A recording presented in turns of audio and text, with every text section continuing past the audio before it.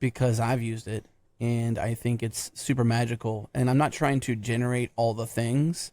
I'm trying to move faster with, one more point of clarity, if not an infinite point of clarity that can try something 1,000 times in 5 minutes for me, so I don't have to try it 1,000 times in a week or two, whatever it might be.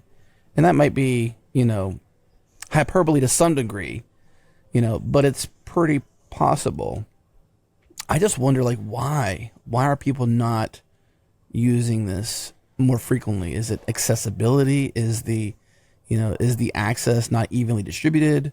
What do you think is happening out there? What's the sentiment out there of why more tooling like this isn't being used?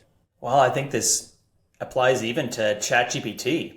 ChatGPT, it's amazing. It changed the world. It's mind-blowing. It can do incredible things. And yet, you ask the average person, how often are they using ChatGPT in their everyday life or their everyday work week? And the answers I usually get are maybe 1 or 2 times. You hear these stories of people that say, I ask it to write emails for me, and what it writes is 10 times too long and sounds like a bunch of bullshit. And so the technology is there, the promise is there, but in terms of actually something that is so good and understands what someone is doing, understands the code they need to write for developers, that's still not completely there yet. Mm-hmm. And at the same time, the promise is there. So I really want to make sure that we as an industry, everyone building Code AI, that we level with developers out there with what exists today, what works well today, what doesn't, what's coming in the future, and not lose credibility by overhyping this whole space. I think that's a huge risk. Mm-hmm. And I actually look at self-driving cars.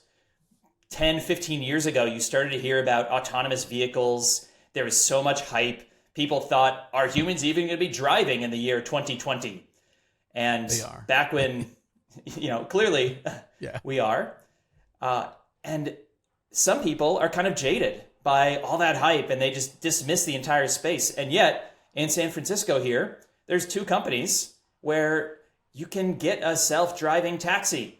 And that is amazing. That is mind-blowing. The progress is real. It was a little slower than people thought if you were just reading the hype. But I think that most of the industry experts would have said, yeah, this is about the rate of progress that we'd expect.